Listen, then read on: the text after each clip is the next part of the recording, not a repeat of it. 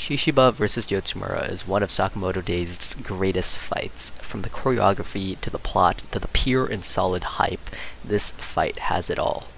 But there's already videos out there talking about why this fight is so great, so I instead wanted to talk about what this fight does for Shishiba and Yotsumura as characters and how it transforms their role in the story.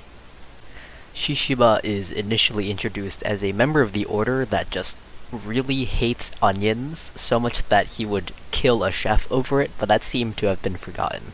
Following that, Shishiba is shown as this laid-back, almost lazy assassin as he confronts Kashima in his lair and casually just has Osaragi take out two of Kashima's goons without really doing a whole lot. In fact, during Shishiba's encounter with Kashima, he actually gets caught off guard and slashed, later going on to call Kashima pretty good. The reader then goes on to see literally 0 feats from Shishiba, only seeing him take out nameless goons hired by Yotsumura, which has the reader question whether or not Shishiba is actually fit to be in the Order, and whether or not he's actually strong enough as an assassin to be in the Order. This question comes to a boil as Yotsumura enters the scene. Shishiba is literally flabbergasted as Yotsumura appears in front of a van, and as readers learn of their previous relationship, of how Shishiba was told to kill him only to fail in doing so, tension arises. Shishiba's membership in the Order is threatened, it's questioned, and with the stakes of their upcoming fight, it was definitely a looming possibility that Shishiba would just end up dying. Meanwhile, Yotsumura has been portrayed as this insanely strong, hard-earned veteran of the assassin scene that poses a serious threat to all Order members, hence why they sent Nagumo, Osaragi, and Shishiba to his fake marriage and his ultimate decision to kill his wife. Readers get to understand that Yotsumura really is just a guy trying to live his life with his family, kinda like a Sakamoto that tried to have both an assassin and a family life.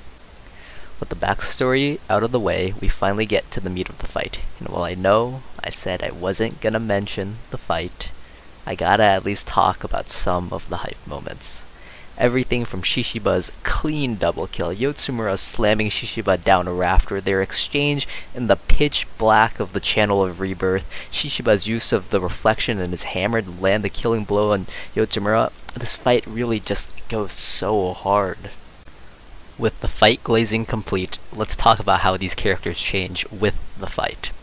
Shishiba establishes himself as someone worthy of being in the Order and among the verse's top tiers in terms of power. While he loses 2 fingers, I don't think that he's significantly weaker because of it, and I think that he has a ton of potential for future fights, especially with members of Slur's gang, considering the whole situation with Hio recently. With Yotsumura, the situation is a lot more interesting. There's been some downplay on his strength, but I definitely still think he's among the top tiers of the verse, even in his old age. But the more interesting thing is how his character is going to proceed. I think sooner or later, Yotsumura is going to be revealed as still being alive, and it's either going to threaten Shishiba's position in the Order again, or Nagumo's, considering that he actually saved him. This sets the stage for a greater conflict with the JAA itself, potentially having Order members go up against the JAA executives. And as readers have been introduced to multiple characters that already have issues with the JAA, I think their breaking point is around the corner as we learn more about their corruption.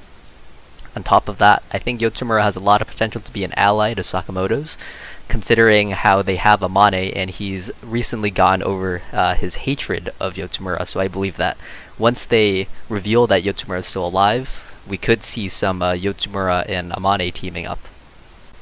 Lastly, with Yotsumura's previous position as the JAA's number 2, we'll definitely be able to get more of the story of how the previous chief was killed, how it ties into Asaki and Slur, and even potentially into Rion, as we've seen with recent events. So overall, Shishiba vs Yotsumura is an incredible fight. Not only does it move the plot forward, with massive revelations on Yotsumura's backstory and the JAA coup, but it also sets up a plethora of possibilities for the story to follow up on, everything from Asaki and Slur to Rion. On top of that, the choreography was incredible, the action was intense and captivating, and the hype was constantly there. With all this in mind, it's clear that Shishiba vs Yotsumura really is peak fiction.